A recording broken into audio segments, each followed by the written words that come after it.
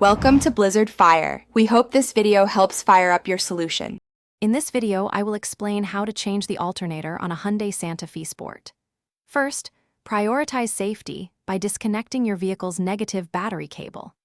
Next, gather all necessary tools, including a 19mm socket for the tensioner and 14mm sockets for the alternator bolts. Finally, safely elevate the passenger side of your vehicle using a jack and secure it with sturdy jack stands for a stable workspace. Now, let's tackle the serpentine belt.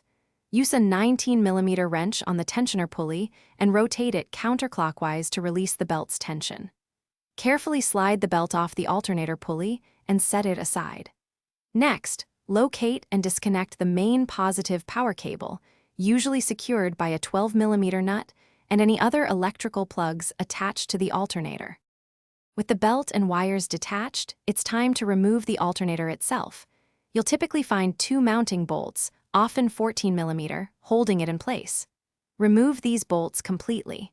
The alternator might be snug, so gently pry it loose from its bracket using a pry bar. Once free, carefully guide the old alternator out of the engine compartment, often through the bottom axis. Installing your new alternator is essentially the reverse of removal. Carefully guide the new unit into position and secure it with its two mounting bolts, tightening them to 30 foot-pounds.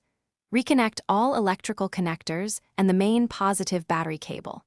Route the serpentine belt correctly over all pulleys and release the tensioner. Finally, reconnect your battery and start the engine to confirm the new alternator is charging properly. Thanks for watching. If you found this helpful, don't forget to like and subscribe.